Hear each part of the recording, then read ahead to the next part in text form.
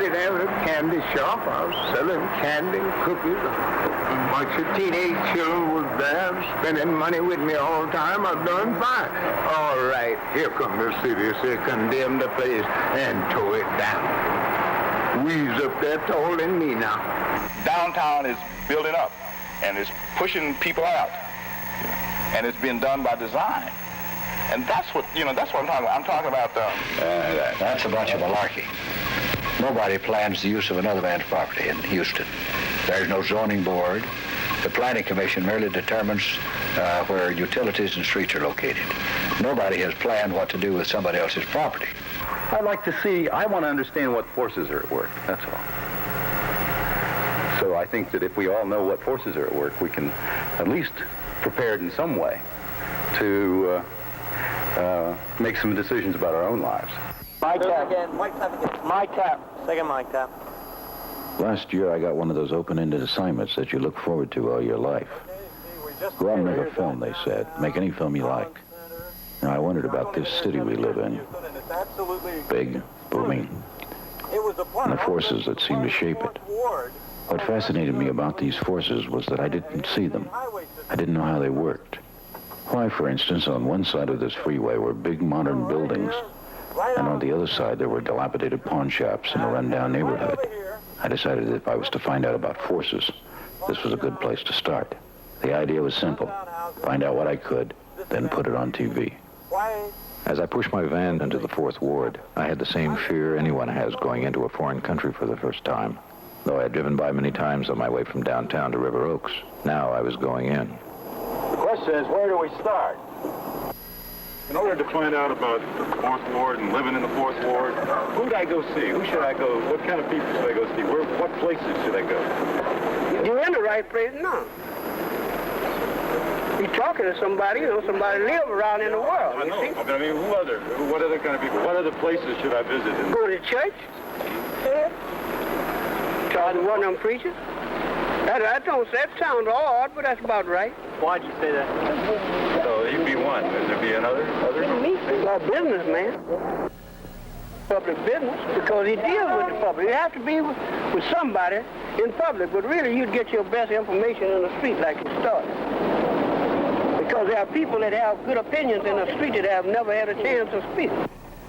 Well, it's a church on every other corner, anytime. From every corner, it's a church. Church and a bar. A church and a bar. Right. The bar on this corner, church on the next corner. That's in the whole community, Which they have nothing to do but go to church and to the bar,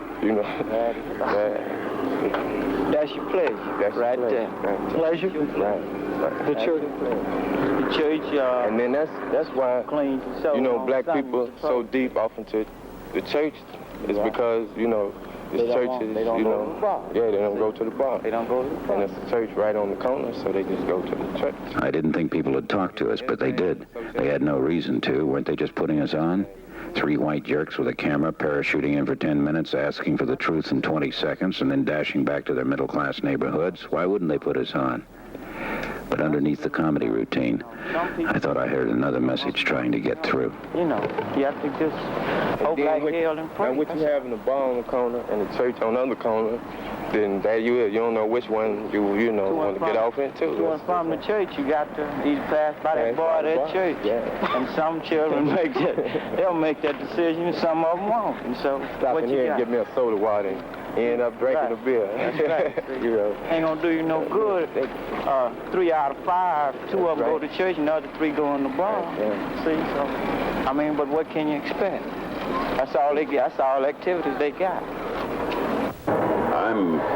My relatives, my mother's people, as well as my father's people, primarily grew up in this neighborhood.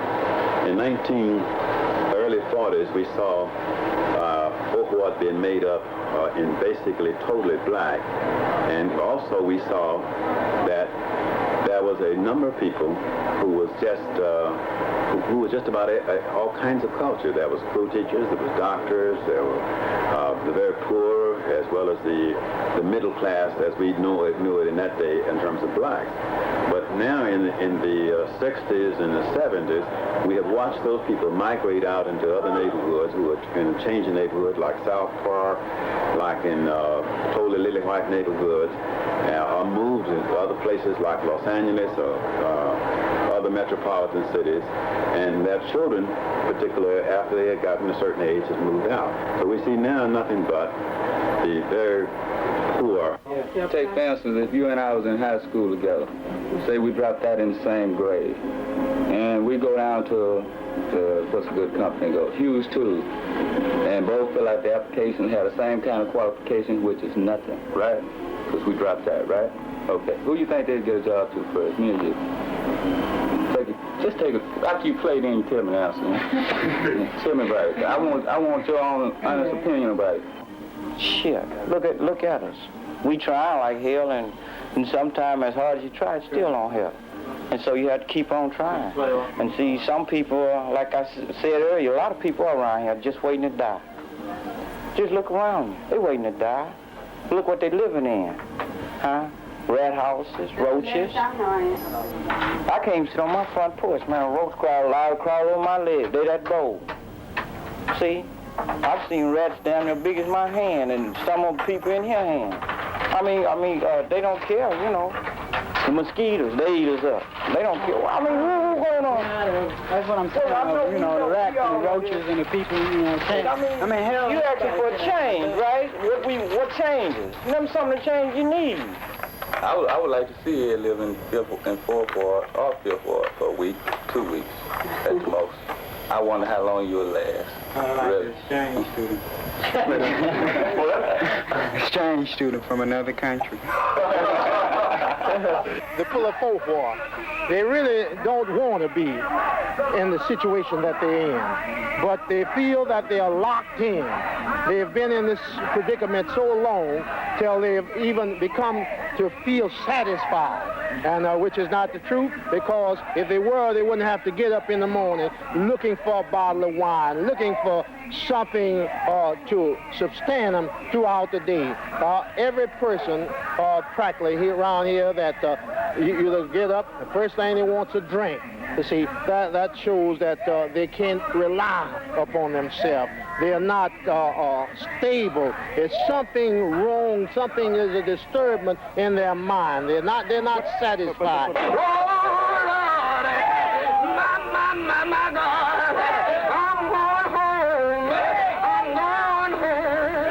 I'm going home. Someone said you should make a film about another country after 3 days, or else it would take 3 years. I had 8 weeks, and Fourth Ward looked like it would take forever. All across the country, if you notice, you know, in all major cities, the downtowns are deteriorating. That it's considered unwise to invest money in downtown, in Chicago or in Detroit or in Cleveland, in Memphis. You know, businesses are moving out. Okay, but here in Houston, you got a different system altogether. And I think that's marvelous. We're saving our city. I was sitting around spinning my wheels wondering if I should make this story or even if it was worth making when my wife said I should meet this black reporter who'd done a radio show on the Fourth Ward. I did, and he said that the Fourth Ward was the biggest story in town. What he began to tell me, I could hardly believe. Downtown is building up and is pushing people out, and it's being done by design. And that's what I'm talking about. I'm talking about, you got Houston Center moving toward Third Ward, and you got One Allen Center moving in on Fourth Ward, and people are being pushed away. They're being pushed out under the guise of progress. And I don't think that what's good for Houston is necessarily good for the people of Houston. The point that you're making, in other words, is that Houston wants to grow at all cost, and that growth is this expansion out, which in effect then the inner city is being kind of neglected. But purposefully being neglected. Because any time that you have a system at work where city services are bad, where landlords do not improve property, then that area is destined to become a slum. and it's right around, the inner city, 4th Ward, 5th Ward, and 3rd Ward. So what happens is with these landlords disinvesting in property, the city not providing proper city services, houses are condemned, people are forced then to move out into another slum, and then the land value goes up, it's sold, and the city expands. What you have is a plan that people don't know about, that manipulates and moves them, in and out of certain areas. And they don't even know, the forces are at work. That's what makes it a conspiracy. The word conspiracy bothers me. I see that as a kind of a loaded word, and there may be forces at work. I mean, a conspiracy seemed like an incredible thing to me. It was just not something I was brought up to believe. In a conspiracy. Well, a conspiracy, it means something. I could even call it a spade. I mean, you're talking about, really, you're talking about land over there that's worth billions of dollars. Yeah. And that's exactly, what brings on conspiracies. If we were talking about, some little development that, meant something like $500,000, then it wouldn't bother me. I wouldn't use that word. Yeah, but look, I mean, the city has to grow, it seems, and to provide for the people, its people. Why call that a conspiracy? I mean, given the system we're dealing with, we've got to, there are certain steps that that the city can take. Every time I opened my mouth, almost nothing came out. I was faced with the fact that I knew almost nothing about my city or what went on in it. And there I was, confronted with someone who seemed absolutely sure of what he was saying. But let me ask you this. What makes you, Tom Wright, an authority as a spokesman for 4th Ward, or someone who is can deal with that? Why are you so concerned with little people? Little people who have their homes in, say, an area like a 4th Ward. And I told you the thing that touched me about that area was one Christmas, when I was driving down that little street, and all these little dilapidated houses, and I came across one house, and there was this little fence around it, and there was a tinsel on the window that said, Merry Christmas, and God bless this home. There's a person inside that house. But that person has nothing at all to say about how this city grows, doesn't have anything to say about his or her own destiny. And that's really frightening.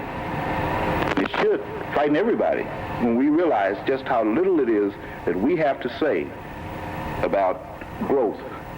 That was in that, Tom spoke with such conviction that it seemed to take total possession of his whole being. If things were as Tom said, why didn't anyone else know? Before, I was afraid I'd find out nothing. Now I was afraid of what I'd find out. It was like in a detective story where someone's sick and then you're told that person's being slowly poisoned. It sounds possible, but you need proof. Tom said he'd show us. 4th Ward was sick. There was somebody killing it. In the next 3 episodes, you're going to see it just about as it happened. Then maybe you can make up your own mind. I need to go over it again in order to make up mine. Barbecue. This is barbecue brisket. Brisket? Uh-huh. And what do you put in the sauce? My sister made sauce. I don't know. I haven't talked to anybody that knows what goes in that sauce. So this gentleman here can tell us what's in the sauce. What's on what? You know what's in the barbecue sauce? No, I don't know what's in the barbecue sauce, but it smells awful good. Yeah, it smells awful good.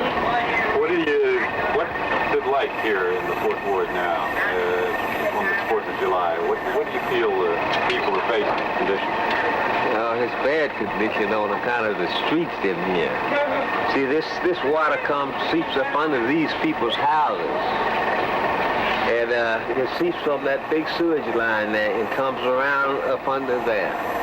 See, the meter's not running. If it was a broken line, the meter'd be running. How long has this been going on? Oh, about 3-4 weeks. Was this a poor neighborhood? Oh, this used to be a kind of a rich neighborhood through there. Well-livers is what it is. Well-livers. And it was always black, wasn't it? Yeah, black used to own everything in here, all the way clear on down to Foleystown. Tell me about what happened. Sold it out. Why? I don't know. I couldn't tell you. A lot of people sold out and moved on out for that. There used to be a grocery store there, and there used to be some little houses along here, but they condemned them, and so then they tore them all down. You know, one of the things that enters my mind, why these rows of these small houses? I guess they're shotgun houses. How did those come about? Well, shotgun shacks originated during the period of Reconstruction, right after slavery. And the reason that they call them shotgun shacks is because people can take a shotgun and shoot straight down the middle of the house without touching, any door, any wall. Blast will go through the front door and really right out the back. Well, who built them like that? Well, black people built them because that was the only kind of housing that they were used to. Said it happened during, right after Reconstruction. And during slavery days, those were the kinds of houses that blacks lived in. So consequently... Well, it was nice to know the history behind those houses, but for all I knew, the city of Houston might be planning to put the Fourth Ward on their guided tour and sell ice cream. What we needed was evidence. I wanted to know what it was like to live in one. I think the people that own these houses and things charge high-priced rent should fix these houses up. How much do you pay? I pay $55 a month, plus all my utility bills and all their expenses. But if the health inspector would come out here to see this house, they would probably more likely condemn this house. It's not, my bathroom floor in there, if you walk on the bathroom floor, it's almost about to fall. It doesn't have a trap up under my bathtub up there. And the porch is in bad, condition. The wiring of the house is bad. You go out there and cut that meter off, and the lights will not go out in these wiring. And I understand I can get that the rent man is supposed to fix this, to get electrician to fix this here. And that's fire hazard. I was just going to say, aren't you afraid that you burn up in here one of these days? Yeah, I am afraid that it will catch a fire in case they start like this here. I think that it needs to be cleaned up from rats, And I guess last year I had a red big rat in my house last year, and we finally killed it with some poison. But the rats just don't do that. They comes in from the outside like this vacant lot. Because I sit here, I think it was Sunday, and a rat just came through my screen door. Just walked out? Mm-hmm.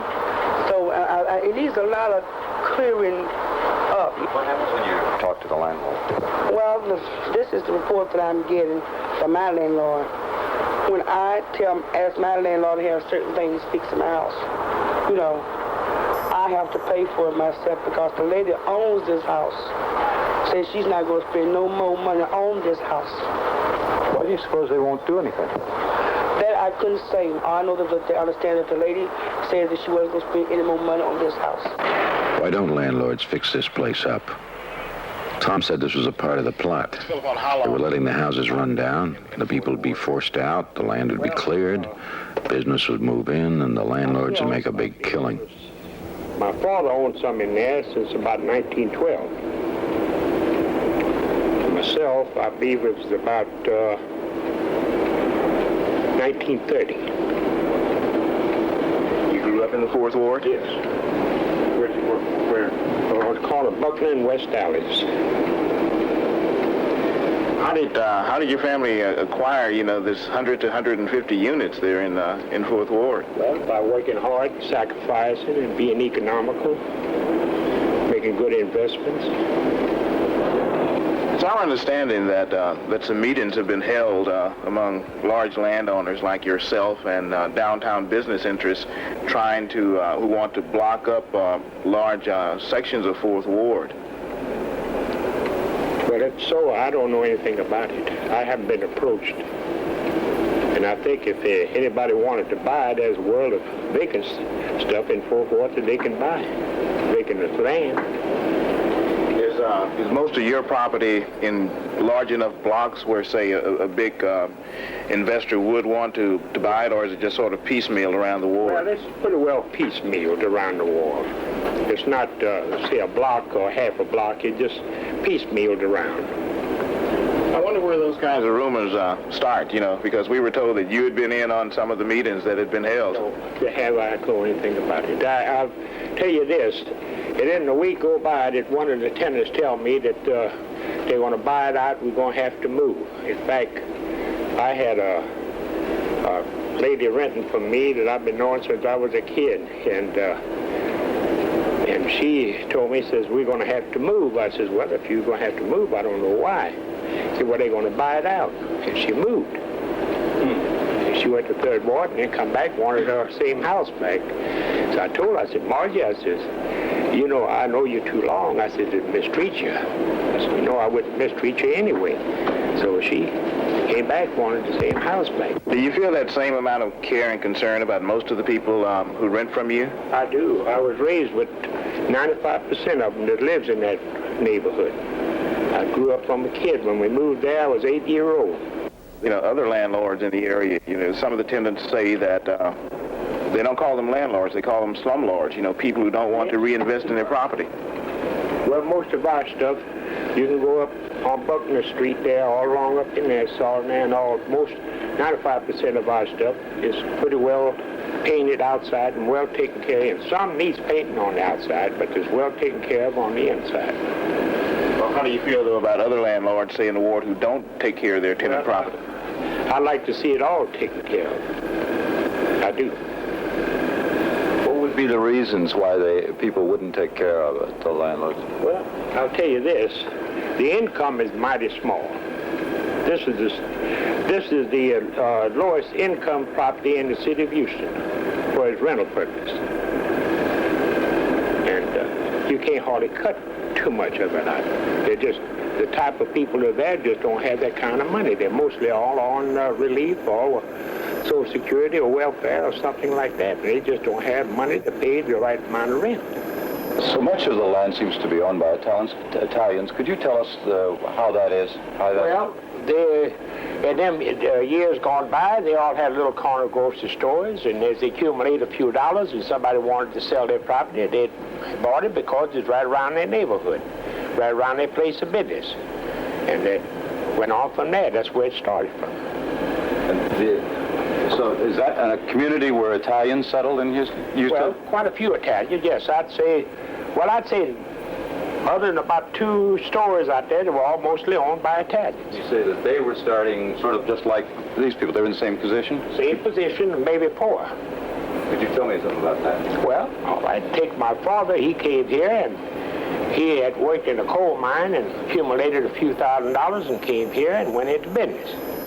All right, he struggled and sacrificed and saved and did everything he could to accumulate $1, and as he got $1 and somebody wanted to sell a house, he would try to buy it. And it just went on through. Why did they pick the Fourth Ward when they came? Well, the language barrier was one thing, that they could understand each other. My father couldn't speak English, but as well, he could speak a little English, not much. And they could make signs to each other, and I want this and I want that, and he'd just look at the price, and they just would go head on and do business, till eventually he learned how to speak English and read English. Then it went right on through. So you would say that the Italians were in those days in the same position as the blacks? Just as bad, and maybe worse. Could you repeat that again, please? Just as bad or maybe worse. What would you say accounted for the difference in, say, the Italians now owning the land and blacks owning nothing? Well, all right, I'll say this. Because one sacrificed, did without, and tried to accumulate something for an older age. And a lot of your people, happy-go-lucky people, and just live for today and not tomorrow. Now, this is my view of it. Fourth Ward was a proud community once. It may look ratty and run down now, but the oldest of those houses had been built by freed slaves. In the late 20s, the city fathers drew a line around a small section of downtown and said that's where all blacks must stay. Fourth Ward was in the heart of that section. If you're a black born in Houston and over 40 years old, chances are you came from the Fourth Ward. Now it was dying. Well, it ain't nothing I can say, but some leading people need to have a meeting and kind of straighten this thing out. It's pitiful the way we are. What's so pitiful about it? Huh? What's so pitiful about it? What makes it so pitiful? It's pitiful the way we suffer. It's nothing. I walked this street and there were so many people in this ward until it's pitiful. They say, excuse me. When was that? Excuse me, getting by one another. Now, they have done Fourth Ward so bad until don't nobody want to be out here. When did you ever thought about a building was going to be in the middle of West Dallas down there? Building in there taller than the Rice Hotel. Does what is happening to Fourth Ward in terms of, say, like the building down there in West Dallas, does that bother you at all, what downtown is doing to Fourth Ward? Downtown building, well, they don't have no business. They tore everything down, built speedways and everything, and the people what was out here was making a little living, but they can't make now because they tore all of the buildings down. It's pitiful. Who do you blame? I was over there, across the street, had a little shining parlor, and I was doing well. I had a Victrola, I had a pool table, I had me a soda water machine, a shining stand, and I was doing fine. Condemned the place and knocked it in the head, and I'm got to go anywhere I can. I had to sell my little stuff and get over there. Did that make you mad? Huh? Did that make you mad? Did that make you mad? It didn't make me mad, but it made me, put me in bad shape. I can't make a living hardly. I ain't got no way to make a living. I was making a living over there. My Victrola was taking in $25, $30 a week. My soda water machine selling 15, 20 case soda water a week. And Victrola was taking in money. I was shining shoes. I was doing all right. I had a little counter there with a candy shop. I was selling candy, cookies. A bunch of teenage children was there spending money with me all the time. I done fine. All right, here come the city. Say condemn the place and tow it down. We's up there taller than me now. I ain't had no way to go since.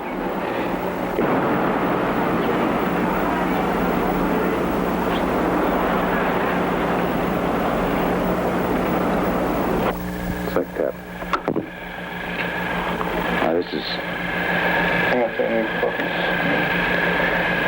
This is July 12th, in the evening. Tom Wright's just come in very concerned about something regarding Antioch Church, and we wanted to put it on film. All right, Tom, what happened? The situation last night. What happened last night?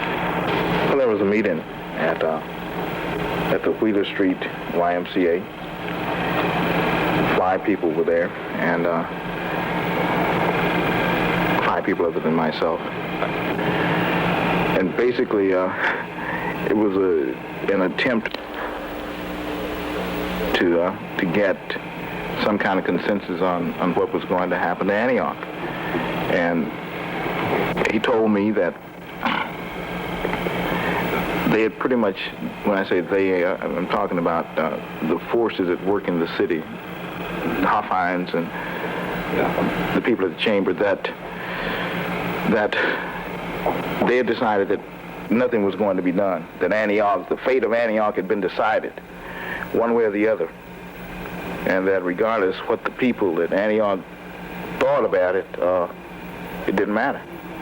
Because if they could not get the church through the lease agreement, that they were going to impose the law of eminent domain, that the only way that Fourth Ward is ever going to be developed is that Antioch goes, and that they be allowed to jump the freeway with their building. Right. The whole thing lets you know how the system works. They do what they want to do anyway. And then they don't take into consideration, the rights of anybody other than themselves. And I think that's the frustrating part about, the whole Fourth Ward situation, that nobody else matters. Nobody matters except what, the people downtown, the multimillionaires in conjunction with the people at City Hall want. And they'll do anything at all possible to do it.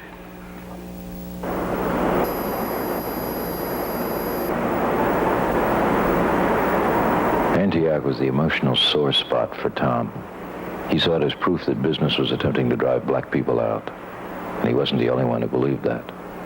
The Allen Center was trying to purchase the 28,000 square feet of land that Antioch owned inside the Allen Center property, and the black congregation was split between selling or staying.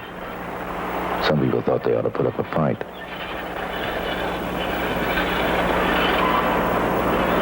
Antioch. Yes. We're at a time when there's discussion that Antioch will be sold. Could you tell us about that? And what do you think that will mean for the Fourth Ward? Well, not long ago, there was a group of Negro youngsters. Now, I don't know from whence they came, but they were outside of the church and they handed out a sheet. And the sheet was begging the parishioners and the pastor of Antioch not to sell their land. In essence, it said, if Antioch goes, Fourth Ward goes. So this is probably some of the meat of the coconut of this pressure to sell. If Antioch is a light, a beacon light to people in Fourth Ward, they really figure if Antioch goes, then there will be no hindrance for all of Fourth Ward to go. Antioch is standing in the way of acquiring all of Fourth Ward. Negroes will have nothing to look to in Fourth Ward if Antioch is sold. And I think people know this. I think if they can acquire Antioch, then there will be a clean sweep. I understand there are many financiers from the east who come in and look at that property, and pretty soon they intend to acquire it. What do you intend to try to do about it? Well, there's very little I can really do about it. I realize that because, you see, I'm very poor, and the people who are trying to acquire it, let's just face reality, they are very rich. And it's just like David, he had everything, he was king, but he saw one little man's wife over there that he just had to have. With all of his riches, he had to have this one little item that was really off limits to him. So I think that they have all of this land and all of this money, but now this is just one little fly in the ointment. We have to have Antioch. Could you tell me what you see happening now in what's the future hold for Antioch?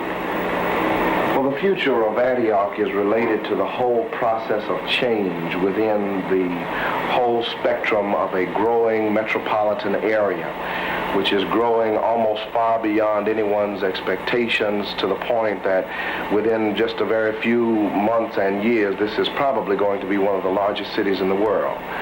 And so in the process of all of that change, where does a relatively small black congregation fit into that whole schema? The reality is that when one begins to think about change, there are, first of all, those persons who are the agents of change, those persons who are in decision-making positions with regard to how change is going to take place. I'm of the opinion that some very critical decisions were made about the future development of this downtown area some 25 years ago. In the early 1940s, the city of Houston and whatever federal and state agencies might have been involved made a decision that there would be an interstate freeway system that would go through the heart of downtown Houston. Interstate 45, which runs now from Dallas all the way through down to the coastline of Texas in Galveston, goes within only a stone's throw of the Antioch Church building. With the erection of that freeway, the development of the whole interstate freeway system in our backyard, so to speak, what happened was a psychological as well as a physical barrier was erected, which separated the church primarily from the people that it served. It's very likely that the progress downtown will just move right on into that area. The growth of downtown Houston is going to be like a spreading cancer that is already metastasized. There's no way to stop it. Do you think that's a good thing or a bad thing? I think it's, how can you tell? You know, I'm not sure that I can really deal with that question. We'll only know whether it was good or bad, 15 years from now. The point is that 15 years ago, nobody thought enough of the decisions that were being made to put about or to start the preventative measures from seeing what was going to happen. Who made those decisions 15 years ago? I'm not sure who made them. There are the standard agencies which make decisions about the way in which cities grow. Your city planning department, your city council, the mayor, whoever are the community residents who permit this kind of thing to happen. There are many people who are involved in the decision-making process, and unfortunately the people who are now living in Allen Center will be the victims of the decisions that have already been made. So where the hell are we going with this film? I mean, it seems to me that all we're doing is shooting interviews. All we've got is this talking head material. And although what we may be doing is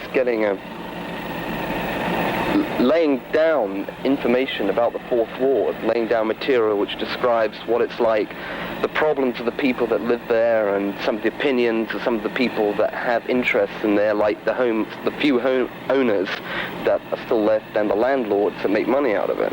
It seems to me that we've got more than enough of that material. The time has come now to really get on into the dangerous part of the film and find out who are behind some of the major kind of interests in Houston, the large corporate entities of which it's so difficult to find anything about, and who are the heads of those corporate entities, and what their plans are for Houston, and whether or not, in fact, they do have plans for Houston. And are they simply making money for themselves, or do they feel that the good of Houston is going to come at the end of all this? Is there a conspiracy or not? Is there a conspiracy on the part of big business to, as someone said in the film, to feather their own nest at the expense of minorities such as blacks in the Fourth Ward who have no way of defending them? The problem of Antioch Church sitting in the middle of all those car parks.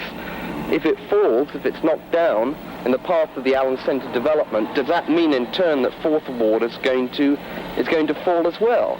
And if it does fall, does it matter? I mean, are we answering these questions? All we're doing is just looking and describing what's there. We're not actually drawing any conclusions. We don't have anybody really in situation. We just have a lot of interviews right now. We've got a lot of people who are going to have things done to them, but we haven't got anybody that's going to actually do it. I felt the same fear I'd felt going into Fourth Ward, but this time with good reason. If Tom was right and there was a conspiracy, then what the hell were we doing charging downtown into the den of the conspirators? Why should we expect them to give us a straight answer? On the other hand, if Tom wasn't right, we were going to make ourselves look like asses. What do? Charge up to a guy and say, hey, are you part of a plot? There's no way we were going to find the right question. Provided, of course, that obviously Houston is going to grow outward. I'm wondering what is going to happen to say some of the people who live in the areas that immediately surround the downtown area. The history of the pattern in Houston has been that as development from the core moved out, that the older housing, which is not really standard housing, substandard housing in most instances, is replaced further out by new and modern housing, or better housing than they now have. And the history has been that prices of properties close in increase, and the people move outside to buy more house with the same money. Now this is particularly true, I think, in the early 50s and beginning in the early 50s, I should say, of property acquired by eminent domain for freeway construction in the near downtown area. Virtually all of the people who lived in what was primarily substandard housing in those areas moved out into better housing. May not have been first-class housing, but it was better than they had. And this has been our history. And I think you'll see as the pattern of the development continues that the people who live there will move into better housing. Some of the highest priced housing in town is slum housing nearby. Like down in Fourth Ward. Well, you named it. I didn't, but some of it is priced at more per room and per square foot than luxury apartments are renting for. And the costs are just tremendous when you equate it to the amount of space that's occupied. And this is one reason that some of the slumlords who own some of this property are reluctant to tear it down. And they don't want to improve it. They just want to keep it going as it is. What really should be done is that the tax levy should be made based on what they think their property is worth, the underlying land is worth. That'll make the slum unprofitable. And you'll see better buildings built on present location, and you'll see the people who are now the victims of these high rents move into better housing at the same amount of money or less. Well, one of the things that we've heard just investigating this whole thing about the growth of Houston is that one of the reasons some of the slumlords don't want to do anything about their property is that they're waiting, that they're speculators in essence, that they're waiting for downtown to jump the freeway and Antioch Church to be sold. And well, Antioch Church is inside the freeway. Yeah. And Antioch Church, I think, is a thing all by itself. It has already received the enhanced value. The membership of that church, though, is certainly diminished because of the clearance of the Cullen Center and the Allen Center and the Civic Center property, which just a few years ago were totally occupied by substandard dwelling. But leaving Antioch Church out of it completely, I think you'll find that the land values already are there. The tax collector is just a little behind on his tax collection. He's working in River Oaks and Montrose and ignoring the fact that the nearby property, which is occupied by poor people, is owned by wealthy people who are paying far less than their share of taxes. But eventually, Fourth Ward will become a part of downtown, do you think? Well, there's no question of it. And if the proper tax were put on it, it would happen pretty fast. It will happen. One of the minister of Antioch Church said that plans had already been made 10 years ago for what would be done with the area of Antioch in the Fourth Ward. What's your answer to that? By whom? By the powers that be. City planning, city, by business. That's a bunch of malarkey. Nobody plans the use of another man's property in Houston. There's no zoning board. The Planning Commission merely determines where utilities and streets are located. Nobody has planned what to do with somebody else's property. Certain economic forces indicate, as I said a moment ago, and I think it's absolutely an assured fact, that it will become downtown. But it's not because anybody planned or conspired or has done anything. It's because the land is where it is, and because economic forces say it's too valuable for slum housing, it's too valuable for single-family residential dwellings. How could you describe those economic forces? Just the pure fact that Houston is growing and the downtown grows, and it's not manufacturing any new land. So it has to move out. And as it moves outward, there are buyers who say, I can use that land and I can pay more than it's worth for its present use. And it's not because of any plan. Nobody is planning. The powers that be don't exist. They are the economic forces. If this was a conspiracy, it was out in the open. Welch's answers were completely plausible. The city was growing, and buyers could use that land for something else. But as sensible as that sounded, one could still ask whether or not it should happen. My grandfather. Beautiful house. He was G.A. Reeves, a contractor in the city. He first brought a 3-room house, that's the portion you see there, to the property. And then he and his sons added on, and now we have our 3-bedroom home. And it's just the way he built it. We haven't, it's the home, well, since about 1902. The property itself, 1893. You've heard the phrase, we have our roots here. Well, I guess that's it, and we've just grown to love it.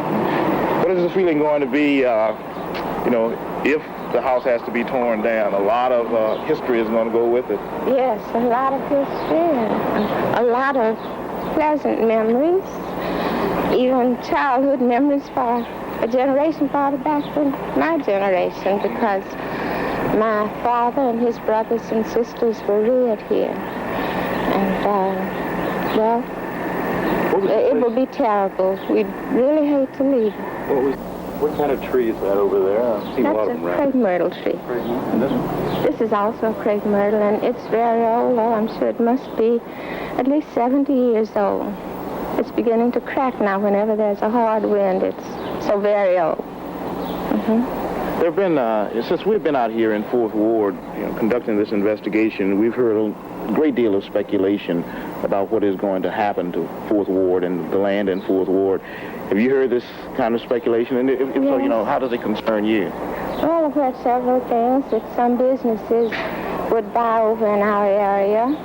We have the Cadillac place down there, and that's about the first big business that has come into the area, so that has made us wonder. And, if other businesses should buy, well, it would concern me in that I'd have to find a place to buy also or build elsewhere. Are there some efforts that are going on now, though, to try to save Fourth Ward from this commercialization? I heard just the other day that there's some man in Congress, the state Congress, who wants to help us save Fourth Ward. They'd like for homeowners and churches to hold on to their property, and then they would like to see better housing built for low-income groups. You continue to talk about the corporations and maybe businesses in the downtown establishment. Do you think that once they've made a decision that there is nothing that, people in the community can do to save, this community? I believe that there's very little we could do if they have made up their minds, because I think it would take a lot of money to fight them. If they really wanted, I think big business gets what it wants when the little man is concerned. Does that bother you? You want to keep your house, and yet you know that if the decision has already been made to, bulldoze down all these houses, that you're just going to have to go. I feel that it is bad that we community people are being disregarded in the decision. However, I know how big business works, but I think they should be a little fair with us and let us know what to expect, because some might not be prepared if what we think is going to happen does happen anytime too soon. This woman had a real effect on me. I still thought Tom was wrong, but what gnawed at me was that there was still something which seemed absolutely right about what he was saying. I really am not. I am just acutely aware of all the problems that people in Fourth Ward are facing, and have just really done a study on Fourth Ward for the past 4 or 5 years. This Fourth Ward represents a microcosm of all the problems that affect and afflict poor people. So I'm not setting myself up as an expert on Fourth Ward or a spokesperson for the people there. I think that what has to happen is that everybody has to get concerned about it, because while it's Fourth Ward today, it might be them tomorrow. And I think that the only analogy that I can think of is, as long as police brutality was a word that was used in the black community, nobody was concerned about it. It was just a bunch of niggas over there complaining about the police, beating them up and figuring that the police had a right to do this. But as soon as the police started arresting, young white people who simply because they had long hair, then people understood the problem that black people had been complaining about all the time. And I get him back, the analogy. Mrs. Cook had raised the question that Louis Welch had left out. If people don't want to leave, shouldn't they have a say in what happens there? About the decisions. You understand what I'm saying? What do you see, why are you making the film, Jim? I felt, I suppose like a lot of people, that I didn't understand what was going on. I looked at this beautiful city that we live in, and I saw a lot of things that I didn't understand. And I felt that I was then very well equipped to try to find out, because I had all the questions and none of the answers.